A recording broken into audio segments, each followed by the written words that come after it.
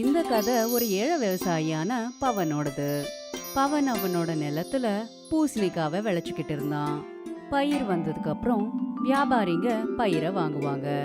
Array Pawan பாருப்பா, ஒரு கிலோவுக்கு நான் 10 ரூபா கொடுப்பா, அவ்வளோதான். ஆனால் இது போன வாட்டிக்கும் ரொம்ப கம்மியாச்சே முதலாளி. இங்க பாருப்பா, அவ்வளோதான் கொடுக்க முடியும். பூசணிக்காய் வியாபாரமே ஆக மாட்டேங்குது. அதை பத்தி கொஞ்சம் யோசி. ஒருவேளை நான் எடுத்துட்டு போய் வியாபாரமே ஆகலைன்னா எனக்கு லாஸ் தானே. உனக்கு கம்மியா கொடுத்தாலும் எல்லாத்தையும் நானே வாங்கிக்கிறேன். பவன் கொஞ்ச நேரம் யோசிச்சான்.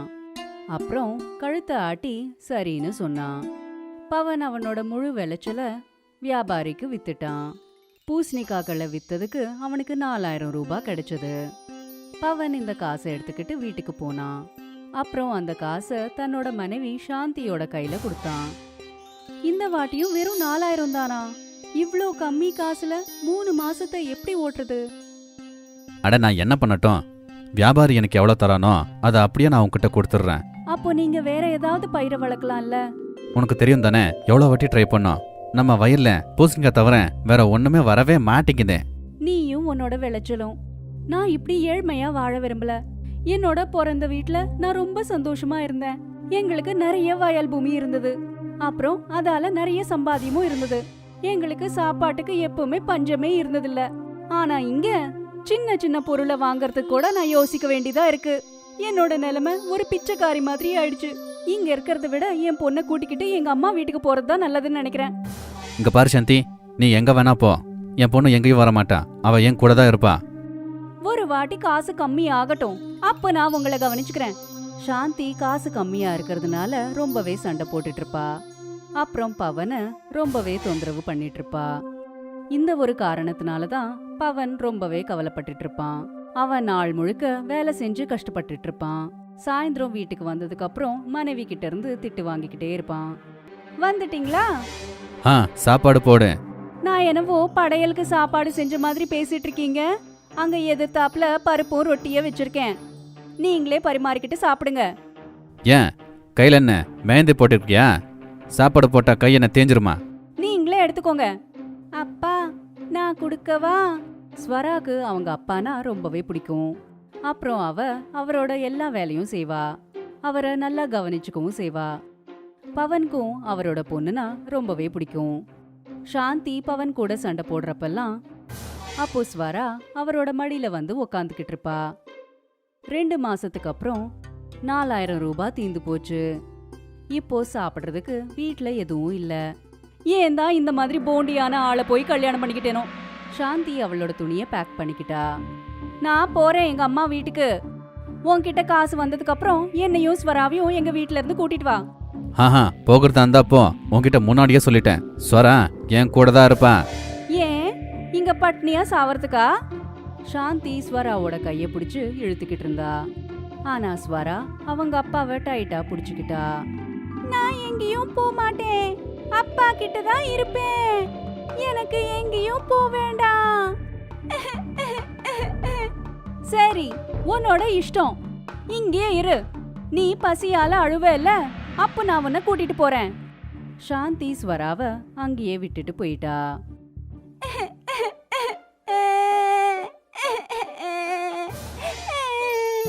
ஸ்வரா அழுதுட்டு இருந்தா. பவன் அவளை தூக்கி வச்சுக்கிட்டாரு. அப்புறம் அவளை கொஞ்சினாரு. வீட்ல இருக்கிறத வச்சு பவன் உப்மாவை செஞ்சாரு. அவரும் சாப்பிட்டாரு. ஸ்வராவுக்கும் ஊட்டினாரு. அப்பா நம்ம கிட்ட காசு எப்பவுமே வராதா? வரவாமா, கண்டிப்பா வருவான். நம்ம வயல்ல பூசணிக்காய் தவிர பூசணிக்காய் ஐஸ்கிரீம் வந்தா ரொம்ப நல்லா இருக்கும். அந்த ஐஸ்கிரீமை நாம வித்து நம்ம பெரிய பணக்காரங்களா ஆயிரலாம். நிஜமா அப்பா? ஆமா. அது வரைக்கும் நம்ம கிட்ட என்ன இருக்கும் அதை மட்டும் வச்சுக்கிட்டு நாம வாழணும். சரி, சீக்கிரமா சாப்பிடு. பூசணிக்காய் ஐஸ்கிரீமோட விளைச்சல் எப்படி வரும்ட்டு அன்னைக்கு ராத்திரி ஸ்வரா யோசிச்சுக்கிட்டே தூங்கிட்டா. அவளோட கனவுல ஒரு அம்மன் வந்தாங்க. நீங்க யாரு? நான் ஒரு அம்மன். நான் உனக்கு ஒரு வரத்தை கொடுக்க வந்திருக்கேன். கேளு, உனக்கு என்ன வரம் வேணும்? எனக்கு எனக்கு பூசணிக்காய் ஐஸ்கிரீமோட விளைச்சல் வேணும். அதால எல்லாமே சரியாயிட்டு நாங்க பணக்காரங்களா ஆகணும். ததாஸ்து ஆனா இது எளிதான விஷயம் கிடையாது மகளே.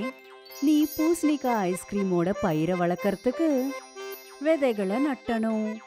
அப்புறம் இந்த விதைகள் உனக்கு மந்திர காட்டுல கிடைக்கும். மந்திர காடா? அது எங்க இருக்கு? காட்டுக்கு நடுவுல. அங்க எல்லா விலங்குகளும் பேசிக்கிட்டு இருக்கும். நீ அவங்க கிட்ட போகணும். நீ அவங்க கிட்ட போய் பூசணிக்காய் ஐஸ்கிரீமோட விதைகளை கேட்கணும். அவ்வளவுதானா? இதுதான் விஷயமா? நான் இப்பவே போறேன். ஆனா ஜாகிரதையா இரு. காட்டு விலங்குகள் கிட்ட இருந்து ஜாகிரதையா இரு. அப்புறம் ஸ்வரா தூக்கத்திலிருந்து எந்திரிச்சா. அப்பா தூங்கிட்டு இருக்கும் போது நான் மந்திர விதைகளை எடுத்துட்டு வரேன். ஸ்வரா வீட்ல இருந்து வெளியில போனா. அவ அந்த இருட்டுல காட்டு வழியில போய்கிட்டே இருந்தா.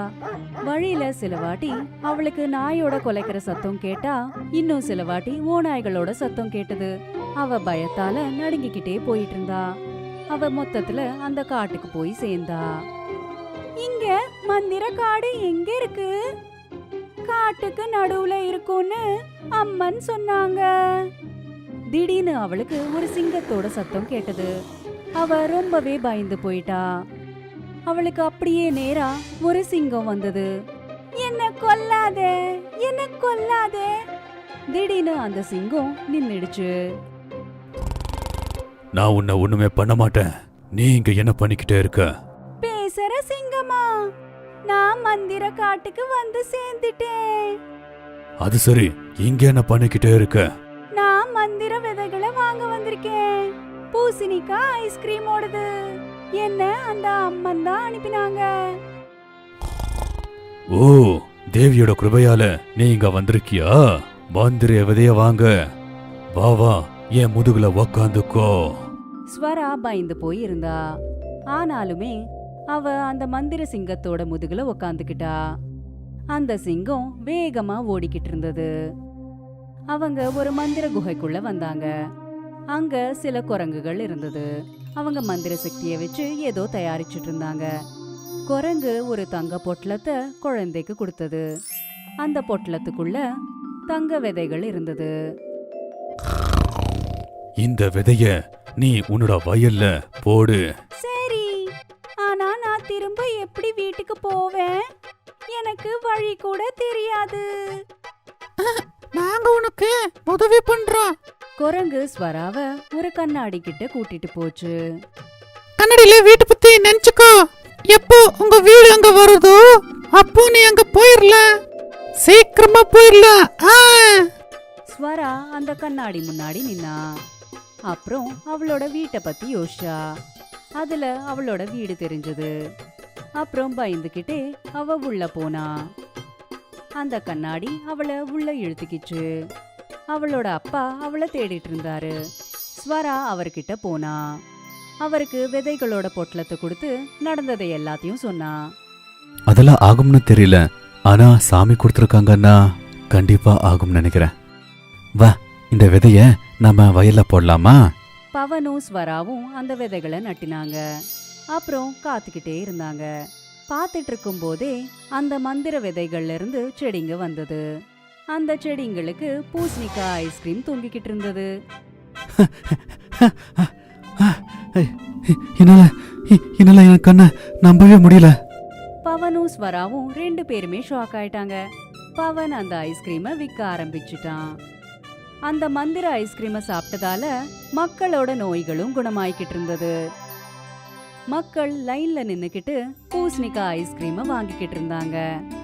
இப்போ பவன் நிறைய பணத்தை சம்பாதிச்சான்.